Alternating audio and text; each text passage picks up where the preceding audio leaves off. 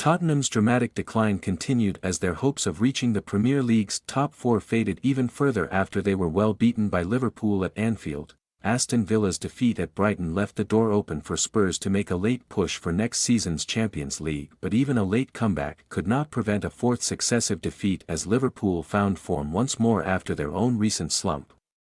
Mohamed Salah put his touchline bust up with manager Jurgen Klopp at West Ham. Behind him to open the scoring with a far post header from Cody Gakpo's cross after 16 minutes, Andy Robertson adding the second right on halftime when Spurs keeper Guglielmo Vicario could only push out the Egyptian's shot. Spurs lost discipline and Vicario had to separate teammates Christian Romero and Emerson Royal as they went off at halftime, with matters not improving for Ange Postecoglou's side as they were overrun after the break by a rampant Liverpool. Gakpo headed the third from Harvey Elliott's delivery 5 minutes after the interval, the latter getting on the score sheet himself in the 59th minute with a glorious curling finish from 20 yards into the top corner. Liverpool then inexplicably switched off to allow substitute Richarlison and Heung-min Son to give Spurs unlikely hope, but it was too late and they remained 7 points behind fourth-placed Aston Villa with a game in hand. Liverpool rediscover cutting edge. Liverpool may have ended this game, remarkably, with some anxiety around Anfield, but for an hour they were back to their imperious, threatening best. Tottenham's 2 goals gave the scoreline a closer look than Liverpool's performance deserved, but they were never in serious danger of giving up the victory. Salah had clearly recovered from his disagreement with manager Klopp at London Stadium as he led the charge by scoring the first goal and having an involvement in Robertson's second. It was Elliott, however, who was the star of Liverpool's show.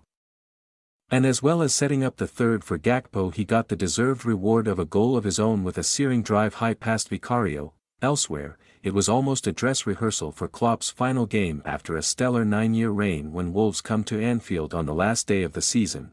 The German was serenaded throughout as the cop went through his farewell song sheet, Klopp responding with trademark fist pumps in front of Liverpool's fans after a nervous finale ended with victory.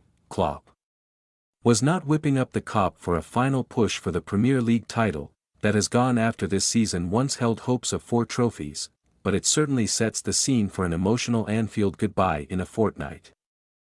Too little too late from Spurs. Tottenham's abject display for the first hour raised the prospect of humiliation at Anfield, and while they salvaged a sliver of pride with a Richarlison-inspired closing 20 minutes, this was another day of disappointment for Postecoglou and his players. As on so many occasions this season, Postecoglou's attacking approach left Spurs conceding too many chances, and Liverpool followed recent opponents such as Newcastle United, Arsenal and Chelsea in taking full advantage. The underlying tensions and frustrations in the ranks were evident at halftime when it took a strong intervention from keeper Vicario to keep defenders Romero and Royal apart as they clashed walking off.